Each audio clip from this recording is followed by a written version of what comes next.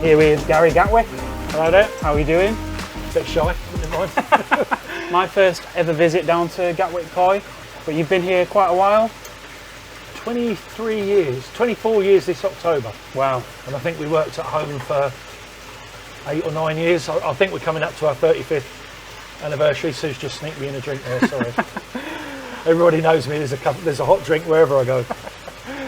But no, you've been around the hobby quite a while then. What made you decide to kind of become a koi dealer right at the start? I think it goes back to when I lived with my mum and dad. We weren't allowed to dig a pond in the garden. So me and my brother had tanks in our bedroom. And then we got planning permission to have one in the dining room. Oh, go on then. So 3 sprung up on there. We got one of them triple stackers. Dad went absolutely mad. He thought it was just going to get like a little thing. We got these 4-foot tanks on a double or a treble, I can't remember now. And we were keeping, my brother was an absolute carp fanatic, even when he was a little boy. So he'd get some carp. And I said, oh, where are we going to get some carp from then? So we went to the local garden centre, got some carp. We went back in there and they noticed we had little koi in tanks. Wow. So we literally started buying koi and putting them in 60-gallon tanks. Bleeding out. And then I met the young lady at the time. We bought a house. I think on day 3, I chopped all the trees down and a massive bonfire and dug my first pond out. And then another one, then another one. I had 3 ponds. I had far too many fish. And so one of my mates said, why don't you just sell some off in the newspaper? So I literally did. And people were offering me more money than I paid for the fish. I was like, wow, this is great. You know, I wasn't asking for it. I'll give you 60 quid for that little shower. Go on then, go on. And don't forget, this is nearly 30 years ago, yeah, so it wasn't cheap. And people moan about the price of koi today. I'll tell you what, it was a lot more years ago. So when did the whole Japanese koi, was it Japanese right from the start for you? No, it wasn't. At the time, there wasn't a lot of Japanese around. There was a lot of Israelis. There was a really great place down near, over in Kent on the A22 that bred their own koi. Right, okay. And I've never seen shisuis with such intense blue. They were unbelievable. So I used to stop there, go on to, what's the farm in Kent? Hawkhurst Fish Farm.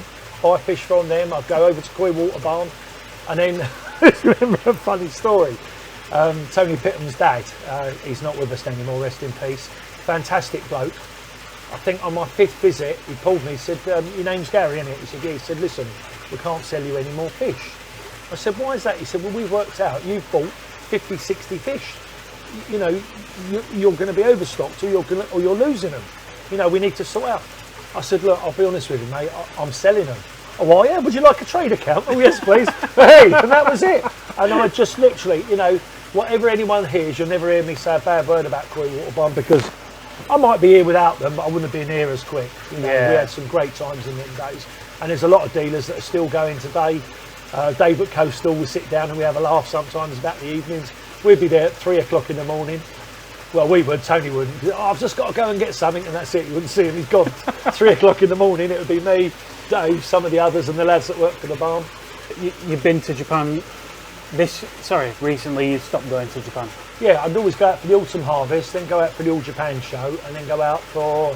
I always got a thing about the Young Koi show. I like that show because when it first started, it was affordable. You could get a nice fish for your customer out there, and, you know, we won it best UK entry for 3 years in a row, wow. Which I don't think's been broken yet, and then I won it again 4th time, I think, I can't remember, but we did it the first 3 shows, we won the best UK entry, and it wasn't with expensive fish. I mean, we used to go to all the Budagaromo breeders, the metallic breeders, get these weird and wonderful things. Oh, you've won a gold prize, so it also means you've won the UK entry, but even that show now is big bucks. I mean, I heard some of the prices at the Grand Champion for a 36-centimetre fish, you're like, oh no, really? Wow. You know, and, you know, I wouldn't say what it is, it'd be unprofessional, but it is serious money, yeah. Even in that show now. I think one of the main benefits of, you know, Gatwick Koi, my perception of Gatwick Koi, my perception being that I've never visited before, is that you buy from a lot of different breeders, but also, you know, we're going to come on to the quarantining of it, but you have so many different varieties, and you've obviously stocked from different places as well. Yeah, I think we don't buy from that many breeders at the moment now, obviously, because of what's happened in the past. We've changed the way we ship things. We tend to ship from one area and we don't mix breeders from the north and the south, not because of just the risk, just because of the cost. So when we ship from the south, it's from the south. When we ship from the north, we ship from the north. When we ship from the, it's not really the north, when we ship from Nagata, anything that we've bought through the #1 auctions that's in Nagata goes with the Nagata fish. Anything from the southern auctions and at Mr. Narita goes to the south. We ship with the southern breeders. But no, I think you always mix it up with stuff that you're getting, and it's not only just Go Sankey either. You're an advocate of other varieties. No, I mean, I always remember Mark Gardner when he was alive, and he got this real fascination for Quarry Mono. And he come in, he was in here, what, weekly soon? Yeah, every week. And we used to have such a good laugh. And we never really got to do any interviews because we'd sit here, gas, talk BS, drink coffee. Oh, what do you think of this fish? Look at this fish on the auction. And we'd be on the computer and he'd go, oh, well, it's 5 o'clock. I better go, Gary. You're closing up. We'll do the interview next week. Yeah, all right. Next week, I think we only did one in the end with him. And I said to him, what's your fascination with Quarry? He said, I love Go Sankey, I do. He said, but sometimes you can go a bit red and white and black, blinded. And he said, you know, some of the Kawari Koi coming out now, you know, people 3 years ago were laughing at them, like the Aragokis, Deutz Kinshowa, Deutz Kajaku, the Black Zeus, the Black Diamond, all those really wonderful things, and especially that they've got the capability to grow. And because they're new on the scene, they're not as expensive as Go Sankey. No. And for yourself then, what are you most looking forward to going back now? Are you expecting anything to have changed? Obviously, given that since COVID, a lot of things have moved online. I'm kind of asking the dealers similar questions as well.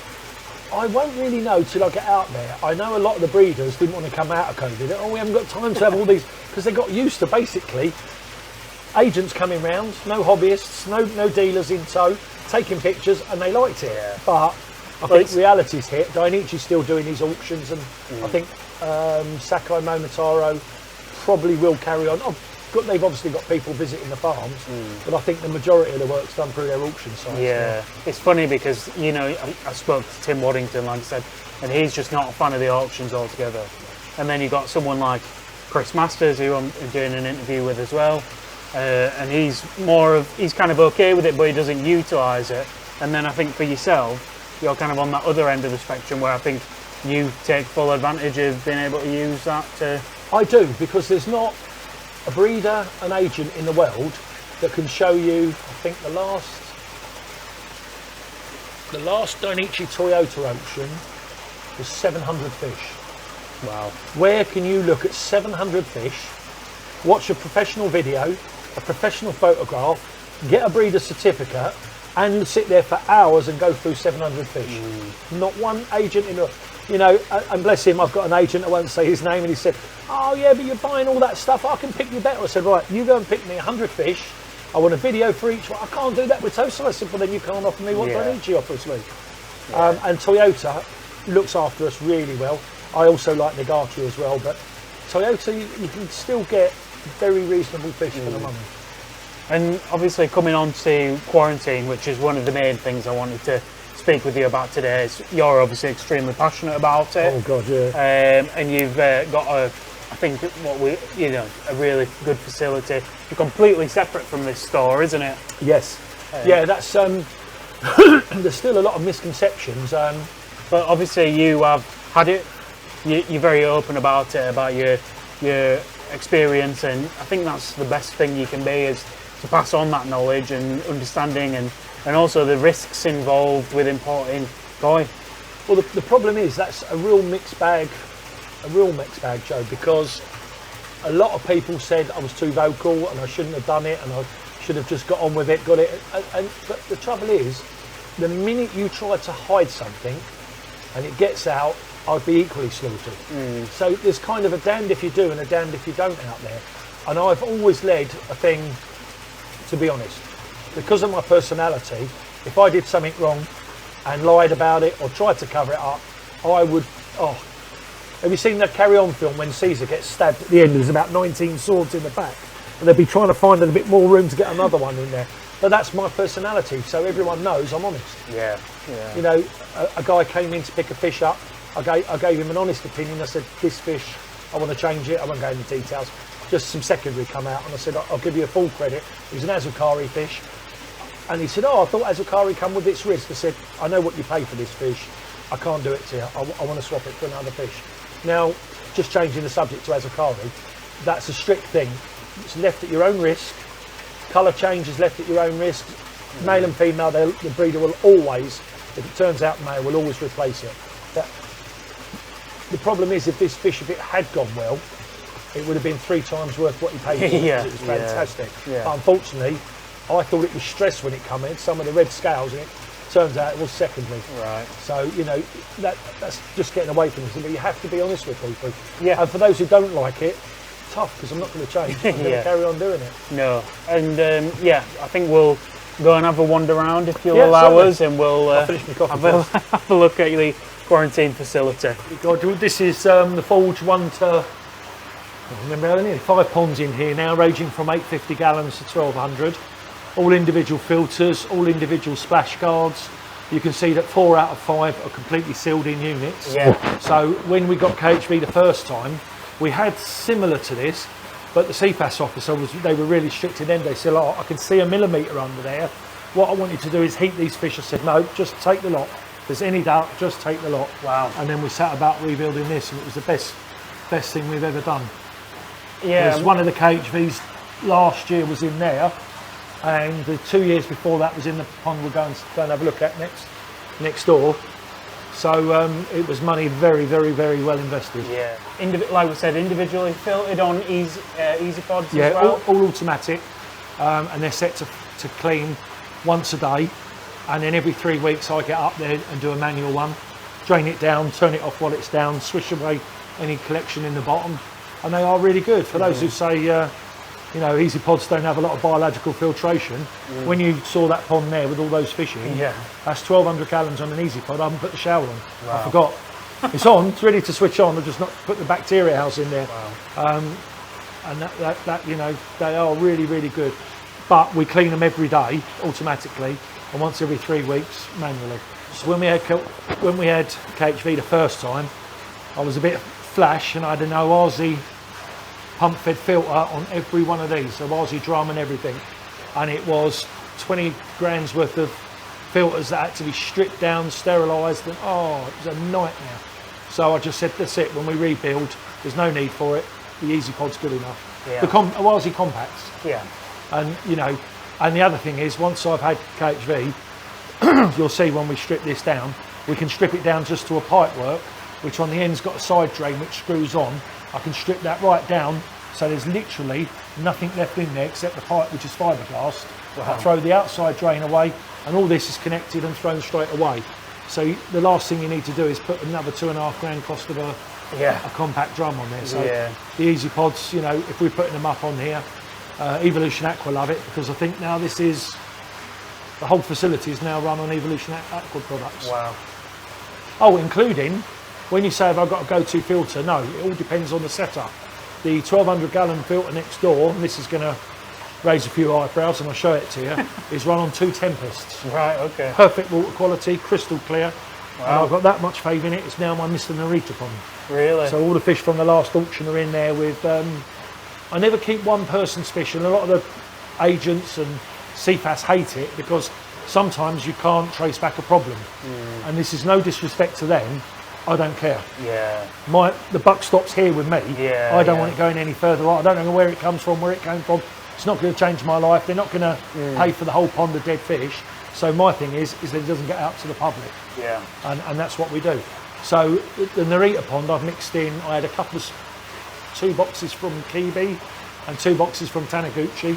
So I mixed them in and they quarantine through together. Wow. And that Tempest pond, is it only Tempest? 2 Nothing Tempests. else? Yeah. Wow. That's unbelievable. Fed twice a day. 2 mugs of food a day. Wow. You'll see it in there, the water's absolutely crystal clear, you can video it, Yeah. But in defence of the people that don't like the Tempests, I'm indoors. Yeah. So I don't get blanket weed and leaves and stuff like that. Yeah. And they're all pump fed as well, so anything going up there is pretty mashed up before it gets in there.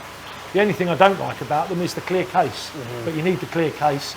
I think I'm actually going to have to track down the guy that's made the little Velcro zipper ones and get a couple of them in, because I do like the Tempest. It just gives you another little extra filtration. The reason I didn't put an easy pod, as you'll see, there's no room around there. And the water clarity is unbelievable with the templates as well. See that you've done this for yourself, but for when you look at what other people are doing, do you think that I'm not asking you to badmouth other dealers.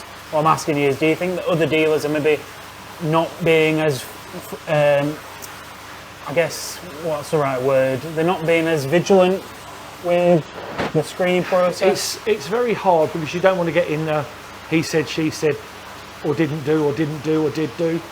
But I think anyone that doesn't quarantine their fish to any degree is just asking for trouble. I mean, there's sleeping sickness with the tow-si. There's obviously the risk of KHV is I say it's getting less and less, but now we seem to find it every 2 years, and that worries me because, you know, we don't buy from breeders that are hidden away in the mountains in a tea hut. We buy from major breeders. Yeah. Also, what people don't realise is, if you don't take up the fish to 24 degrees like we do, you could get away 2 or 3 weeks without finding a major bacterial problem. And if anyone has ever seen that, the Japanese call it hole disease, and it can just go rip through a pond in weeks. Obviously at 24 degrees we've seen that. People say that these things break out. They don't, they come in. Unless you've got a pond that's got a problem, obviously then it does break out. But usually these problems come on with the fish, and that's why I think quarantine. And there's a lot of people out there now that are showing the fish 23, 24 degrees for quite a few weeks. And I won't name anyone, but I did get a few phone calls. Gary, what's the trigger temperature? 23, 24. If you take your fish up 2 to 3 weeks of that, it's still better than doing nothing. Yeah. And also for the people that are a bit doubtful about it, most dealers in this country have seen sleeping sickness. If you don't get on that quickly, it can be as devastating as KHV, but you do get the chance to sort the fish out. Yeah. And you need to be at 23, 24 degrees. So our fish go through that. So everything that comes out of here, we know, has got antibodies for sleeping sickness. And before anyone sees this and gets really panicky, comparing sleeping sickness to KHV is like comparing the common cold to Ebola. It's two different, completely different parcels, for want of a better expression. How do people best find out what you've got going on in terms of following Gatwick? I think pretty much Facebook, and I should update my news page because I know quite a lot of people don't do Facebook, but it's just so much work. You know, I can do 2 or 3 hours a day on Facebook easily. As I said to you earlier on, if I'm not on Facebook, that means the shop's busy or it's dead on Facebook and I'm wasting my time. So the website I keep up really up to date, so you can see that. The news page I should do because I know a lot of people aren't on social media. For everyone that says everyone is, they're not. So I will try and keep up the news page, but it's just another job every day then.